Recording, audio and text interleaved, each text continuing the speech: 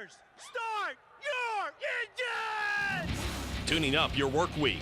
It's MRN Motorsports Monday, presented by Outback Steakhouse and brought to you by Hercules Tires and Grunt Style Apparel. Now, for the latest NASCAR news and opinions, and even better hair care tips, here's Woody Kane and Joey Meyer. Welcome to MRN Motorsports Monday, presented by Outback Steakhouse. Kevin Harvick does it again. This time it's in the All-Star race with a completely different format. That means he's playing with his Joey. That also means you get a free Bloomin' Onion today. It's Bloomin' Monday at Outback Steakhouse. Kevin Harvick does it again. Kevin Harvick won a race, surprise. What? How did that happen? Yeah. Matt Tifft is alongside with us. He's going to be here to tell us what he's been doing up in Washington, D.C. lately and get us set for the Xfinity race at Charlotte this coming weekend. But Kevin Harvick, my gosh, we saw a lot of excitement with this new aero package, restrictor plates, the whole works, but the cream rises to the top again, right? Yeah, to clarify what we did at the All-Star race, we have a unique event. We had 4 stages, 30 laps, 20 laps, 20 laps, and 10, and a small purse of $1 million. So we took the cars and we reconfigured them. We put a big honking 12-inch spoiler on the back with 2 big blades. We put a big splitter on the front to equalize because we have a big spoiler on the back. We put a splitter on the front. And then with all that downforce, we said, hey, let's slow the motors down a little bit. We cut out 400 horsepower. We only ran around 450 horsepower on these motors. We went from going over 198 miles an hour on average speed, over 200 quarter entries, down to about 170 to 175. It allowed the cars to get a little bit closer together and really gave the advantage to the guy behind, with somebody behind him could actually run faster lap times than the leader could. It's not quite, Matt, what we saw when we go to Daytona or Talladega. It was sort of a mix of what we've got and what we have when we go to super speedways, and you got a chance to run that package last year at Indy in the Xfinity Series. What did you think the way it reacted with the Cup cars? Well, you know, for myself, getting to drive it last year is obviously different. Being at Indianapolis, I think that was a trial to see what we could do for racing at Indy, what stock car racing could maybe look like in a different way. So getting to bring that to Charlotte was almost a trial for myself because we get to go, you know, just to see how it was, because the Xfinity Series has that package at Pocono and Michigan coming up. So for me, it was kind of a learning race because I wanted to see how those cars handle and what they'll do. And I thought the racing was very similar to what we had at Indy, where guys started up and, you know, in big packs, and the restarts were very exciting.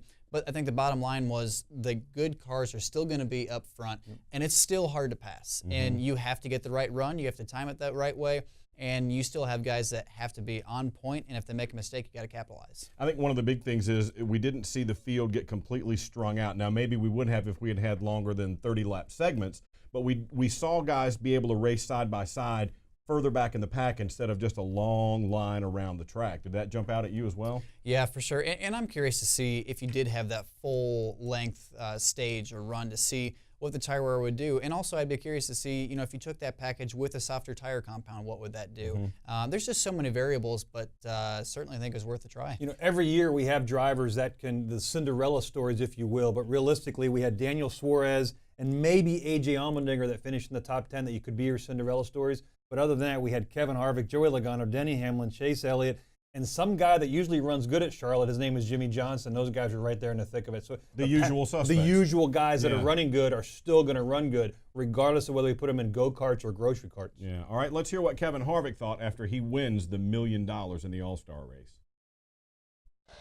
Oh, man, I just like the trophy, to tell you the truth. I mean, I'll take the money for sure, but all the kids think it's Lightning McQueen's Piston Cup. So I'm sure that's what mine will think about it when he wakes up and sees it in the morning. So it'll be, you know, I think the coolest part about it is for me, it's really, I love the trophy and the money. That's great, but seeing the effort that's paid off for the guys on my team and you know, seeing a guy who's won a zillion races in his career with, you know, a bunch of different race teams like Doug Yates walk into victory lane, that guy just absolutely loves to race. And when you put a restrictor plate on these engines, he's just a guy that he just wants to just pour every ounce of it that he's got into it. And so from the engine shop at, you know, when Doug and all of his guys, and then you look at our fab shop and the CFD guys and all the aero guys and everything that they put into it. And then you know, like Rodney said, and then you give it to the 4 team, and then they detail it out and bring it to the racetrack and make a lot of good decisions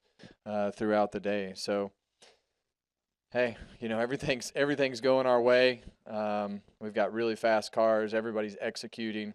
And the pit crew didn't have a great first stop with the tire getting hung in the fender, but they rebounded with a great pit stop on the next stop and gained a spot or two there, and that's what you want out of an experienced team, whether it's the pit crew, whether it's the crew chief, whether it's the driver.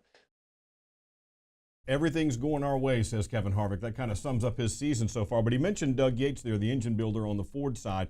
We had him on our pre-race show at MRN. And he said the horsepower went from somewhere around 800 to approximately 415 for this race. So a dramatic change in terms of the horsepower. Don't forget now you can get that race-winning die-cast of Kevin Harvick's car that won the Monster Energy NASCAR All-Star race here in Charlotte, as well as all race-winning and other die-casts. They're available at planbsales.com. It's officially a 6-pack of sets you can get for Kevin Harvick's 6 wins this year from 2018.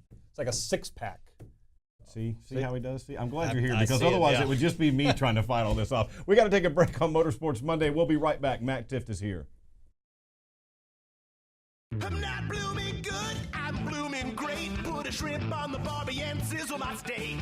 Woo! I want that onion to bloom and it get in my senses like a sonic boom. No rules, just right. So bold, so nice, and I'm so ready for that Outback steak tonight. Outback Steakhouse, that's what it's all about. Outback Steakhouse, blooming great. Hey, I'm Steve Poster. The Wing Nation Roadshow is coming to the Speed Palace. I'm Ashley Stremme. Steve and I are headed to my hometown for the Weikert Livestock Wing Nation at Port Royal Speedway. We will be live at Port Royal Speedway on May 26th and 27th. We'll talk with legends of Pennsylvania sprint car racing and all the hottest drivers in the Keystone State. Weikert Livestock's Wing Nation from Port Royal Speedway, May 26th and 27th. Be there live or check us out online on SpeedShift TV's Facebook Live or MRN.com. Kyle Petty here. My friends at Click & Close, the official mortgage provider of NASCAR, have stepped up this year to support Victory Junction through the fastest lap of the race program on NASCAR radio. So join our team. Go to clickandclose.com/NASCAR today to donate $43 or more and help us give the gift of camp to children with serious medical conditions. That's clickandclose.com/NASCAR and just look for the Victory Junction logo. Thanks to Click & Close and NASCAR Radio for their support this season. Harvick 4 car lengths out in front. They are stacked up from second on back in one. 5 wins on the season, not enough. Kevin Harvick wants $1 million.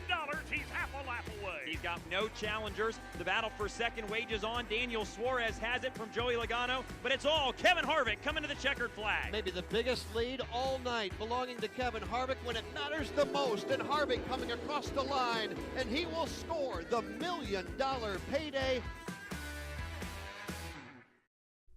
Kevin Harvick wins again, 5 points races and the All-Star race. The Jimmy John's machine back in victory lane. That means it's Bloomin' Monday as you go by Outback Steakhouse and tell them, hey, Kevin Harvick, another top 10 finish. Give me that free Bloomin' Onion.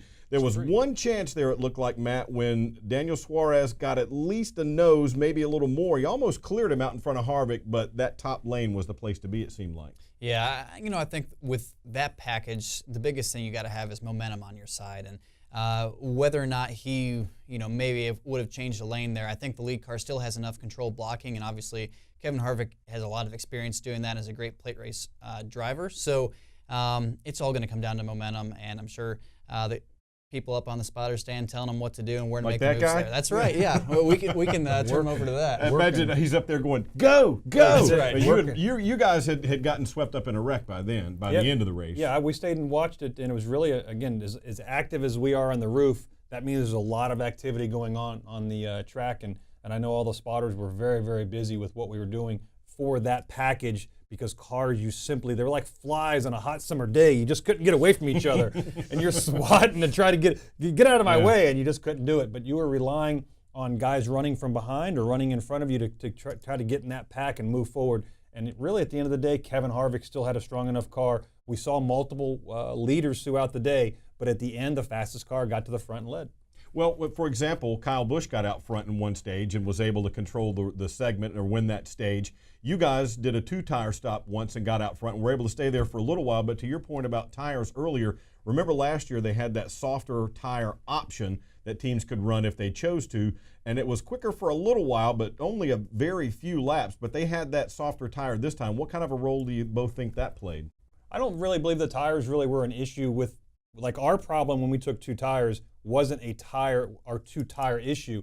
We realistically had a tight race car, and we could not take advantage of being out in front to get away from Martin Truex, and we sat there and battled. We simply couldn't keep momentum like he was talking about because our race car was really too tight, and that was our biggest issue all night long.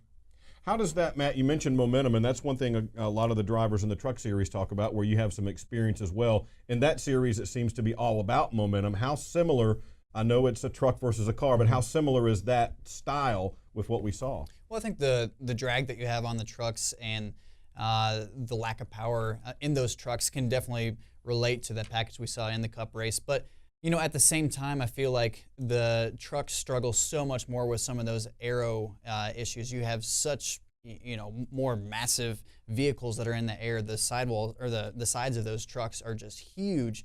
So you can manipulate the air on trucks more so in those than I feel like you can on the Cup cars, even when they did put the big spoilers and splitters on the Cup car. All right, then the big question is this something we might see or want to see in the future in the Cup cars? Not at every track, mind you. It won't work everywhere, but is this something that's worth exploring more? You know, I think it has an opportunity to produce better racing at certain racetracks, but not all racetracks that are 1.5 miles or even 2 miles, and not the exact same package.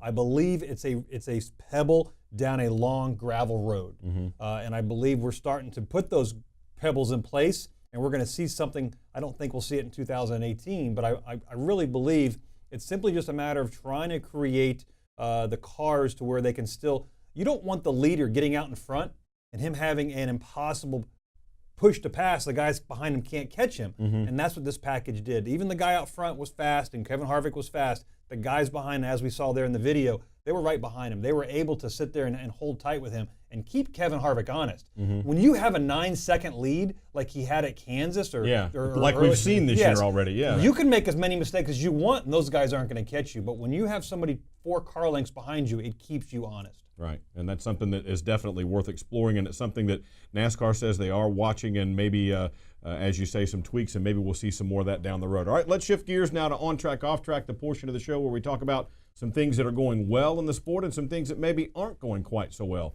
What do you got, Joey? Well, you know, after last year's debacle of the All-Star and the year before that when we had the driver come up with the rules package and everything, we haven't seen great racing at the All-Star race. We've come to expect great racing with wrecks and grass and flying everywhere. NASCAR made a change. We've talked about it this entire show. Without a doubt, if anybody in the grandstands wants to argue, we simply had an improvement of the All-Star event. Is it a one-size-fits-all for every track we go to? Probably not. But for this occasion, for the smaller segments, the smaller fields, the shorter event, this package really produced an improvement. I was able to give a couple of race tickets away to a neighbor who hadn't seen this All-Star race. He came back and said, man, my kids were happy. Everybody was happy watching it. Were the racers ecstatic? The drivers weren't thrilled to death over it, okay, because their cars didn't drive that good. A race car driver wants a car that drives really nice. These cars didn't drive really nice.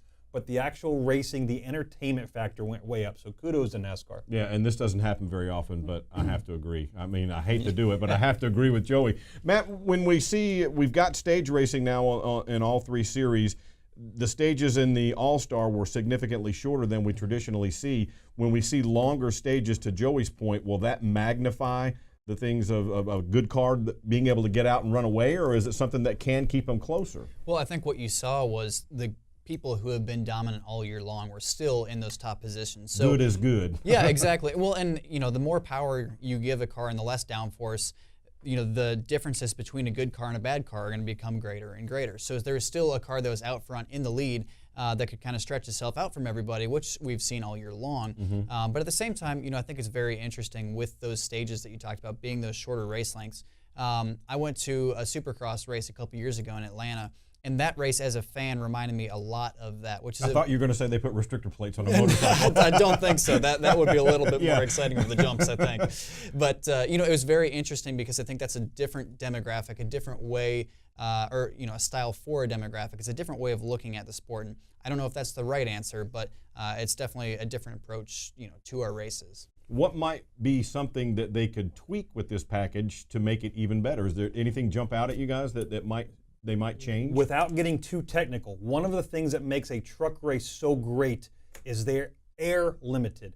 We've reached a limit on the truck where they simply can't be drugged through the air any faster, even if we had a bigger motor. The Cup cars at this point in time are engine limited. We haven't reached the drag limit, so we haven't taken full potential of the draft like we've seen in the past. The trucks draft really good because as I'm out in front, I'm having this big parachute behind me, but I can sneak in behind somebody, and now I get rid of the air. My motor wants to take off. We see this at Daytona and Talladega. The draft isn't as good on these Cup cars because we're more engine limited, not air limited. How much of a difference is it, Matt, that a plate engine at, say, Daytona or Talladega is built specifically for that purpose? And here, this was a more traditional 1.5 mile intermediate track motor, and they just put a restrictor plate on it. Yeah, I think that's part of the difference that you see between a normal restrictor plate track and what we saw on Saturday night. But at the same time, at those restrictor plate tracks, you don't have the big drag ducts that they put in the front of these cars. That's totally different than what we see on a week-to-week basis like that. Dealing with that from a competition side, you don't have to do that at all at Daytona and Talladega. Your noses are sealed off. There's nothing that's trying to divert the you don't want even a little nick in the paint at Daytona and Talladega. We're so touchy on that stuff. And then, NASCAR mandates giant holes in the front of the car. That's just a totally different race car than you have at Daytona. And they didn't get those ducts until Friday morning. I mean, practice was rained out essentially, but they didn't even get those until Friday morning. Duck season. All right, what's off track, Joey? You got anything off track? We have to be careful now. We have a great new package. Years ago, the Truck Series went to Eldora. It was one of the first times we raced on dirt. And everybody said, "Oh my God, dirt racing is fantastic. Let's make every track dirt." We have to be careful. Did you see him cringe when you said that right there? we simply can't take this package and say, "All right, we found something, and for the sake of change, we've got to make a change to every 1.5 mile track and simply put this package on that." It has its options. It has its opportunities. But again, I'll say it again, it's not a one-size-fits-every problem. This is a good direction. Again, one pebble down a big gravel road. We just have to be careful on how we apply it moving forward. All right, we got to take another time out here on Motorsports Monday. When we come back, Matt is going to tell us about his trip to Washington, D.C. Stick around. Grunt style. The American fighting spirit is in everything we make. We are 500 patriots and veterans strong, bringing clothing manufacturing back to the United States of America. Always moving forward, never retreating, never giving up. We are Grunt Style, and this we'll defend. Get yours at gruntstyle.com. Are you a serious diecast collector? Do you have a favorite driver? Are you looking for a gift for a race fan? No matter what the question, the answer is always PlanBSales.com. Plan B has all the latest in diecast from Lionel and apparel, artwork, and other items for your favorite driver in NASCAR or other forms of racing. Go to PlanBSales.com, key your driver's name in the handy search window, and look at all the options. Your one stop for diecast and other motorsports collectibles is PlanBSales.com. I'm not blooming good, I'm blooming great. Put a shrimp on the barbie and sizzle my steak. Woo, I want that onion to bloom, and it get in my senses like a sonic boom. No rules, just right. So bold, so nice, and I'm so ready for that Outback steak tonight. Outback Steakhouse, that's what it's all about. Outback Steakhouse. Blooming great. I'm Kevin Harvick, and it's another Bloomin' Monday. Ask for your free Bloomin' Onion tonight at Outback Steakhouse. Now it's back to Woody Kane and Joey Meyer. And we've got Matt Tifft here as well. He drives the number 2 car at Richard Childress Racing, getting set for this weekend's action out at Charlotte Motor Speedway. But first, let's back up a little bit. You were in Washington, D.C. last week. You and I talked a little bit about this at Bristol, but you were advocating for the Childhood Cancer Star Act. What is that, and why did you go to D.C.? So the Childhood Cancer Star Act is something I'm really passionate about. So for those of you who don't know my story, in 2016 I was diagnosed with a brain tumor. And in scientific terms, that is a pediatric brain tumor from the time it was probably traced back to when I was 7 or 8 years old. So, for me, I had such a good recovery and diagnosis and everything that, I've been around so many people through my whole process of recovering that I realized that me having a good outcome meant that I need to go do some work for the people who unfortunately couldn't be there. And so we went to Washington, D.C., and we were advocating for over the 720,000 people who are living in the U.S. today with a 720,000 with a primary brain tumor right now. Wow, that's and what would this particular act do? So what it would do is it increases funding in the NCI and the National Cancer Institute and the National Institute for Health. Mm-hmm. And what that does is it allocates more funding towards brain tumor research. And a lot of people don't realize at this point that brain cancer is the #1 childhood cancer killer, past leukemia, past any other disease. So, it's just trying to get that message out there that people don't really realize and get that in the ear of Congress. And luckily we were able to get that passed through the House last year, and we were getting it through the Senate. And last year we had unanimous support from it, and it's moved very quickly. And the unique thing is it's a bipartisan bill, so you're not advocating for the left or the right. You're just advocating for those families that are suffering, and those families on average have to pay $100,000 in medical bills a year. Wow, I was just going to ask you, man, that's out. Almost nobody can afford that. No, and there's just no help, and there's only 4 treatments for over 140 different types of brain tumors. So, it's unbelievable that's the state of it, but luckily advances have been coming, and hopefully with the passage of this act, we can get a lot of things changed in that realm. So did you offer to take some congressmen on some hot laps if they'd support this, or how'd that work out? Yeah, absolutely. So we got to meet with a couple senators and a few different congressmen and women, and it was really cool because obviously they're interested in the NASCAR piece, but then also we went around with a group of brain tumor survivors and patients, family members, and for myself, I'm sitting there as somebody who's been through it, who's a survivor, came through the other end of it.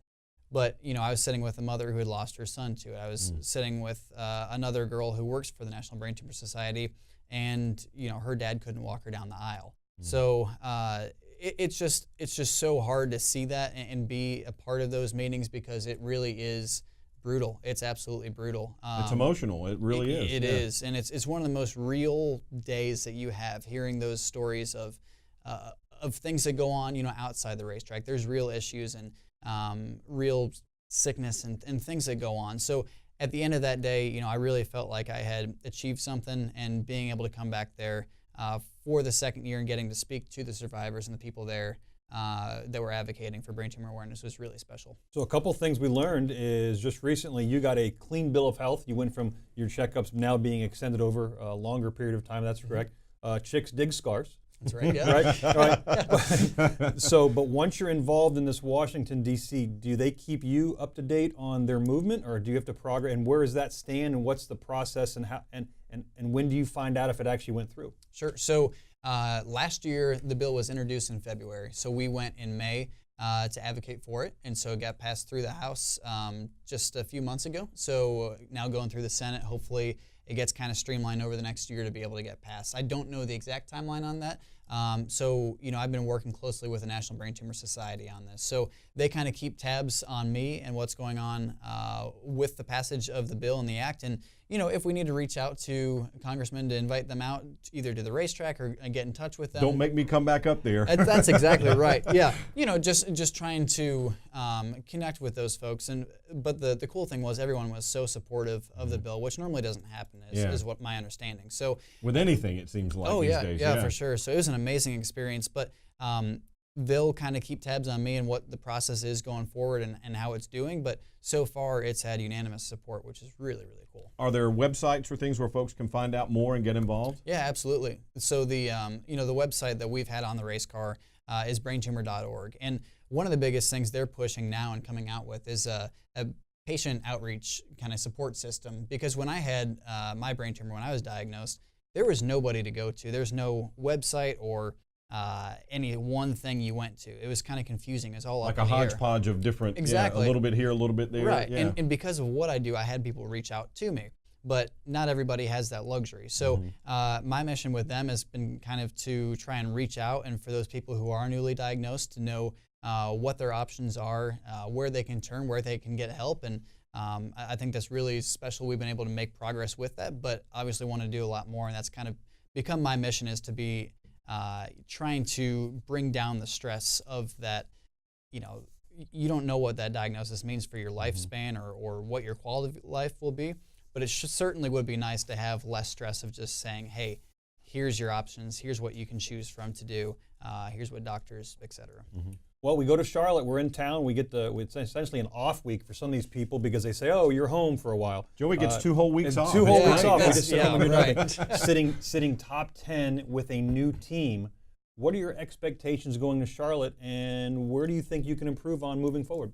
Well, I think this year's gone really, really well for us. I feel like we've been really competitive. I feel like we've had 5th to 6th place speed just about every week we've been going lately. I think the biggest step we need to take right now is evaluating, now that we've gotten through the Dash for Cash races, we go into a race where the limits on the Cup drivers are off. So going into this race weekend, I think we want to see where we stack up compared to where we were in Fontana and Las Vegas earlier in the year. I think this is a good true test to see where we are at as a team and where we are stacking up to some of those Cup guys coming in, because that's a true test of the equipment. And I'm excited to get there. I think it's I'm kind of over the off weeks. We had two real off weeks. Maybe you did too, right? That's it. Yeah, we were at home. Yeah, right, exactly. right. So that means you're not working, right? That's it. Nothing to do. Here we are in Charlotte. Yeah. So I'm excited to see. I think I know the answer based on what you just said, but one of the issues we talk about many times on the show is fans often say, get those Cup guys out of the trucks, get them out of the Xfinity Series. How do you feel about that? Would you rather race against them or not so much? Well, I think there's a balance in the two, right? I mean, I think you have exciting races and standalone races that have shown to put on great shows, and I think that makes a different kind of a race, because young drivers like myself can go out and spotlight themselves and try to go get a win.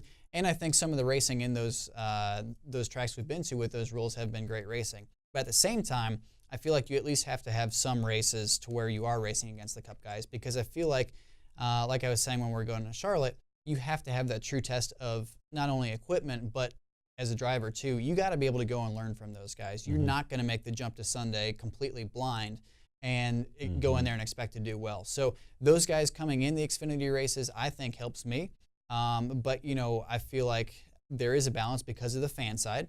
But as a driver, you definitely want your time to shine, but there's a time to get a lesson and learn and see how you need to improve. Because I thought we both thought the Dash for Cash. That's another thing where we disagree or agreed. The Dash for Cash races were fantastic, and we're going to see it again in the playoffs. No Cup drivers are eligible for those as well. Right, and that's why I say I think we have a good balance, because there's a decent chunk of the season that has no Cup drivers in there, and we have the 2 road course races, which put on great shows last year that are standalone races. So I think the schedule is pretty unique in that way right now, and it puts on great racing. So I think we kind of need to take this year and see how the playoffs go and how the fans react to it to get a full judge of where the Xfinity Series should stand with that rule going forward.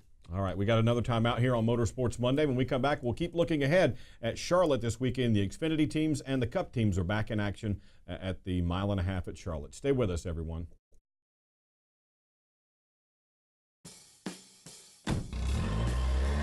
Citywide to countryside, whatever you drive, wherever you go. Hercules Tires has the value, selection, and industry-leading warranty to get you there, no matter where the road takes you. To learn more, visit HerculesTire.com. Hercules Tires, ride on our strength. I'm not blooming good, I'm blooming great. Put a shrimp on the barbie and sizzle my steak. Woo, I want that onion to bloom, and it get in my senses like a sonic boom. No rules, just right. So bold, so nice, and I'm so ready for that Outback steak tonight. Outback Steakhouse, that's what it's all about. Outback Steakhouse, blooming great. Are you a serious die-cast collector? Do you have a favorite driver? Are you looking for a gift for a race fan?